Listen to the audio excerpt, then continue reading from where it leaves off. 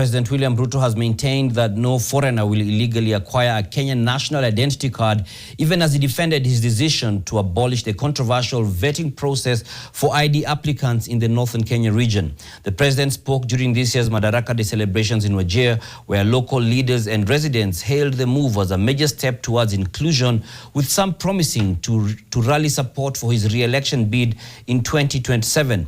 David Mudhoka reports from Wajir, which became the first county in the northeastern region to host a Madaraka Day celebration since independence.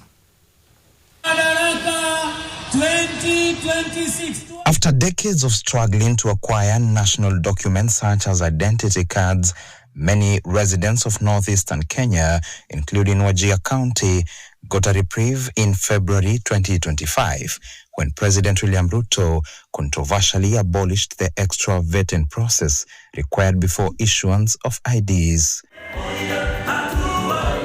The move paved way for thousands of residents to acquire identification documents under the same procedures used in the rest of the country.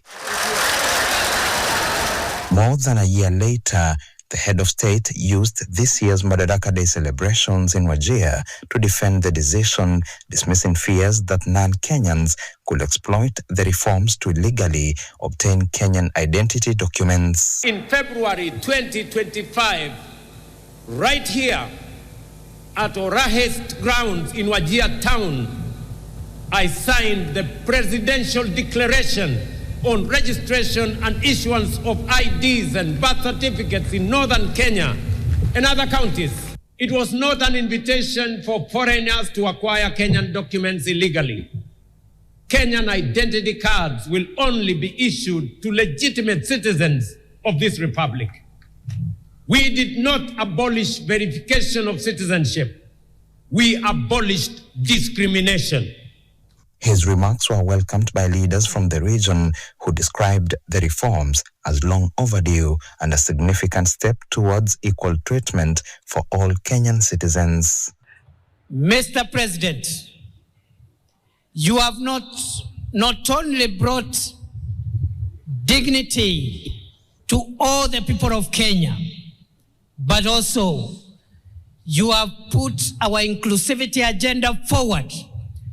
You restored our dignity, and the journey to Singapore is truly on course because of you, Your Excellency. Many residents also welcomed the move, saying access to identity cards has become easier and faster than before. Some even linked the reforms to their support for President Ruto's re-election bid, while others maintained they will back different candidates in the next election. For you to get ID before it used to take more than some 2 to 3 years, 4 years. But for now, for our siblings and our brothers who are getting IDs now, they can get the ID in a meantime for just 1 month or 2 to 3 months. Mimi yewe nimechukua ID na wakati nilikuwa nachukua ilikuwa free, na nimechukua na shukuru Mwenyezi Mungu, tena na shukuru kwa rais wetu wa Ruto.